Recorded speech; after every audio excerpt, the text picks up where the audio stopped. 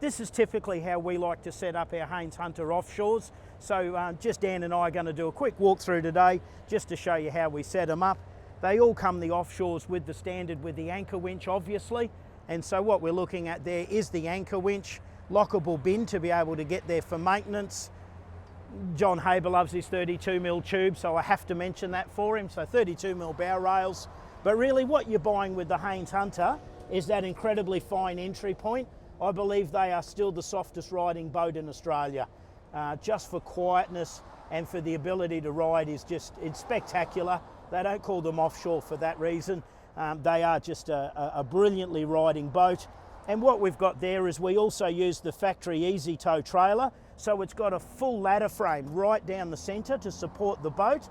And we didn't have a chance to show you the footage of driving it on and off, but it's absolutely easy to drive it straight on and straight off. It is available as an alloy package as well. And this one here has the rocket launcher again. It's a factory rocket launcher. But what we've done is we've made the canopies ourselves and the rear peak ourselves. It's going all the way up north to North Queensland.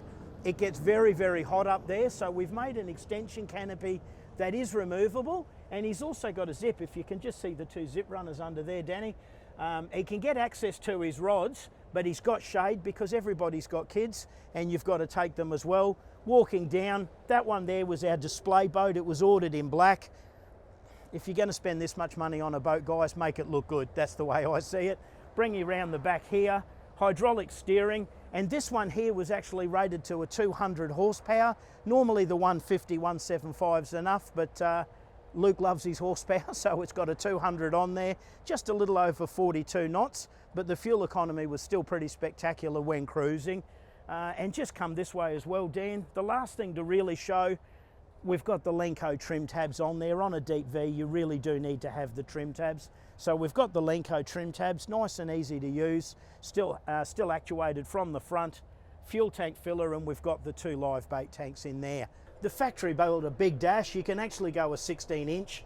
We've gone a 12-inch Garmin because it's a nice compromise between price and performance. GT51 transducer, he said he'll only ever fish up to about 300 metres. So he's got the Garmin there. We've got the standard land gauges, went the Fusion stereo, just so that he's got nice and easy access to everything on the dash. Hidden the speakers down in the moulded side pockets. All of that's standard from Haines Hunter these days. Stainless footrest here as well, just so that he's comfortable when he's driving. The bunkhouse, I'll get out of the road and Dan can show you in there, but nice upholstered bunks. And obviously if you're going to sleep overnight, you could put a fitted sheet over the vinyl, but the vinyl is so much better wearing than the cloth. The cloth starts to smell and stink a bit, so stick to vinyl where you can.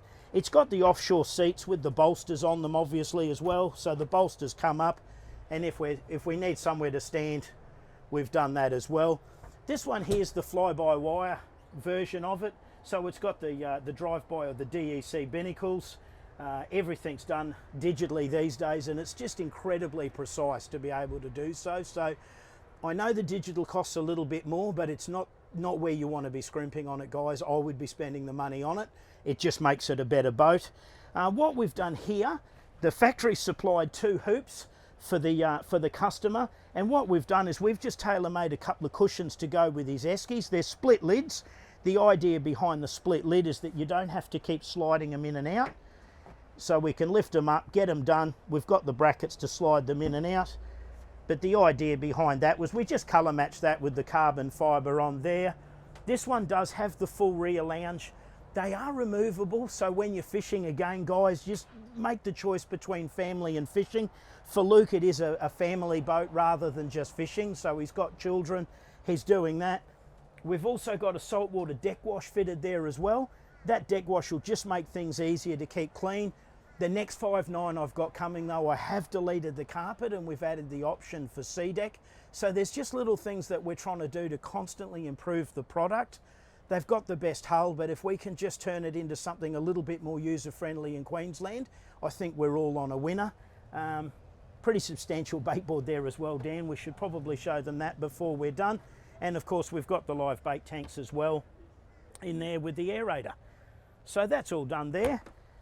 But thank you to Luke for allowing us to do a quick YouTube and a walkthrough on his boat.